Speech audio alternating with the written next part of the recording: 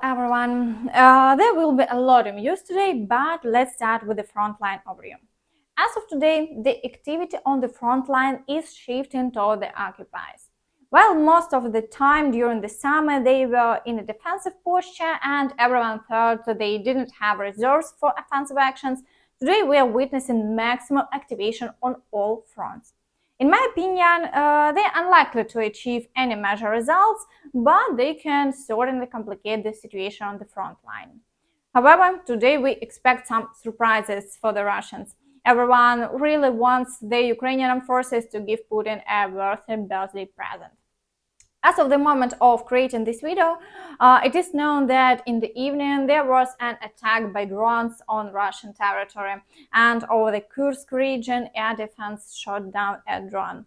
But we are waiting for news about the fall of the Crimean bridge. If you agree, please support in the comments. It has also been reported that yesterday there was an explosion near Minsk. In the morning, law enforcement informed local residents that the railway at the Zaporizhzhia station had been sabotaged. Belarus has declared a search throughout the territory for several individuals who may be involved in this act of sabotage. Okay, before we move on to the frontline review, I ask you to share this video on social media and watch it until the end. It will greatly help promote my channel. Thank you. And let's start with the Backman Direction. According to reports from the Ukrainian forces, the situation here is not improving. Only the Ukrainian forces were able to advance along the railway in small section of the front, so the Russians have brought in new reserves and are launching counterattacks again. Therefore, further advancement is currently impossible and counter battles continue. Meanwhile, the occupiers continue to divert Ukrainian forces to the south and have attacked in the area of the village of Druzhba across the fields in the past day. They have had no success and the front line remains unchanged. In the Avdiivka direction, the occupiers are still attempting to advance with their units near Avdiivka on the outskirts of the city. However, the Ukrainian forces successfully dispersed all their groupings and equipment, leaving the front line without changes. Further south in Marinka and Novomykhailivka, battles continue, but the Ukrainian forces repelled the attacks, inflicting significant losses on the Russians. In the Vuhledar direction, the occupiers have become highly active and are launching assaults on the positions of the Ukrainian forces both near Vuhledar and in the direction of Zolota Niva. In their reports, they claim, in the Vuhledar sector, Russian forces have seized the initiative in the vicinity of Priyadna.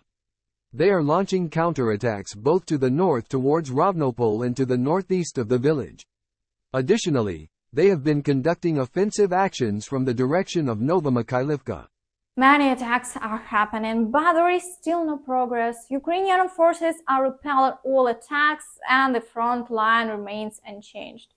However, it was reported yesterday evening the air defense systems were activated in Mariupol. It seems that Ukrainian forces are once again searching for Russian bases. In the Zaporizhzhia direction, heavy fighting continues. The occupiers are attacking from the flanks. Intense battles are taking place in the fields around Novoprokopivka and Robotyne, but there have been no changes in the front line for a long time. Tactical battles are periodically carried out by Ukrainian forces in the direction of Novoprokopivka, but it appears that due to difficulties, the command has decided to suspend the advance and new reserves and equipment are not being introduced into the battle. Such conclusions can be drawn because there have been no official announcements of major assault operations here for a long time, as practically the entire territory is under fire from the Russians, which adds additional difficulties. At the same time, the Russians understand that there will come a moment when the Ukrainian forces will start pushing further towards Tokmak, Therefore, they don't waste time and are setting up new and additional defense lines there. According to British intelligence, along the Orikhovska road in Novoprokopovka, the Russians are building concrete fortifications that include tunnel systems and trenches. Near Tokmak, Russian forces are reinforcing trenches with concrete and constructing additional defense fortifications. Russian officers have also started evacuating their families from the city. Their strengthening and evacuation reflect real concerns from the Kremlin about the Ukrainian forces' further movement. Unfortunately, this will only complicate the Ukrainian advance. Aviation support for Ukrainian armored vehicles is urgently needed to begin a powerful offensive. In the Kherson direction, the occupiers continue to ruthlessly shell the entire front line. They are targeting hospitals, residential buildings, and Ukrainian forces positions. In general, they are attempting to destroy everything they can find. The situation is very complex, and changing it has not been possible so far. In the Siversk direction, there have been reports of shelling, but there is not currently significant Russian activity observed in this area. Near Kremenna, attacks continue. The occupiers are assaulting Ukrainian forces positions in the Avdiivka area. There are daily claims of advances by 100, 200, or even 600 meters. However, we can see that the front line, as before, remains unchanged, and there are no official confirmations of Russian advances. Attacks in new directions haven't been observed so far, and the Ukrainian forces are holding their defensive positions. In the Svatove area, the situation is relatively calm. Even the shelling has become minimal in quantity, and the front line remains unchanged. In the Kupiansk direction, the occupiers continue shelling, but there is no evidence of any offensive actions, despite the fact that Russia already has enough artillery. It has become known that North Korea has decided to start transfer artillery to Russia for the war against Ukraine. I think no one will be surprised here, as this was expected. Moreover, Russia already has a significant amount of artillery. The missile strikes on civilians in the Kharkiv region have deeply concerned the world once again. Journalists have shown videos where relatives are still trying to call the phones of the deceased.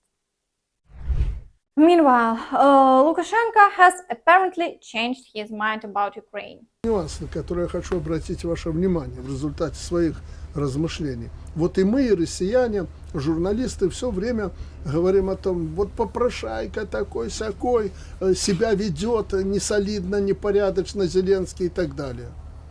Я должен сказать, что Зеленский ведет себя абсолютно правильно. Additionally, today it became known that Hamas has announced the start of the storm of Al-Aqsa operation against Israel. Mohammed Deif, the commander of the military wing of the Israel's organization Hamas, declared the beginning of the military operation on Hamas-affiliated media, calling on Palestinians to fight. He stated this is the day of the greatest battle to end the last occupation on earth, and added that 5,000 rockets have been launched towards Israel territory. Clashes erupted in several border towns. Videos show captured Israeli soldiers with an estimated total of about 35 military personnel captured, but the Hamas militants are not limiting themselves to military targets and have killed dozens of civilians. Specifically, the militants managed to capture the Erez border crossing of Israel along with a tank.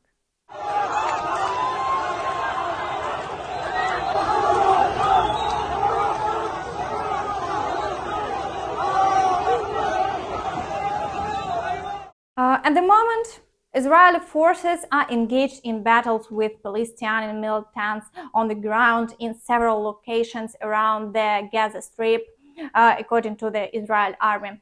Additionally, Hamas has launched a massive rocket attack on Israel. As a result of the widespread rocket fire on Israel, At least one person has been killed and 15 others have been injured.